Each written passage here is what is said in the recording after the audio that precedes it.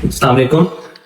हमारे इस वक्त पाकिस्तान में सर्वाइकल कैंसर के बचाव के लिए वैक्सीनेशन स्टार्ट हो चुकी है। सर्वाइकल कैंसर एक बच्चादानी का मुंह जिसे रहम कहते हैं वहां का कैंसर होता है और ये पाकिस्तान में बहुत तेजी से फैलना शुरू हो गया है। इसकी वजह एक वायरस है जिसे ह्यूमन पैपिलोमा वायरस कहा जाता है।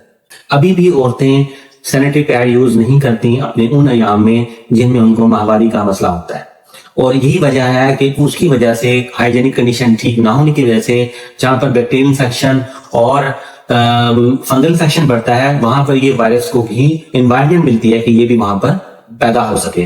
अब आते हैं हम इस वैक्सीनेशन की तरफ कि ये क्यों लग रही है। ये उन बच्चों को लग रही है जिनको अभी मेंसेस स्टार्ट ही नहीं हुए, 9 साल से 14 साल की उम्र।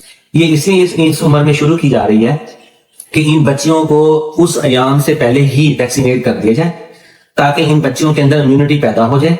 तो जब ये बच्चे उस अयाम में जाएं कि इनको भी हर महीने माहवारी की शिकायत हो या माहवारी का अयाम आए तो इनके अंदर ऑलरेडी इम्यूनिटी हो तो ये वायरस उनके जिस्म में कभी भी पैदा ना हो सके।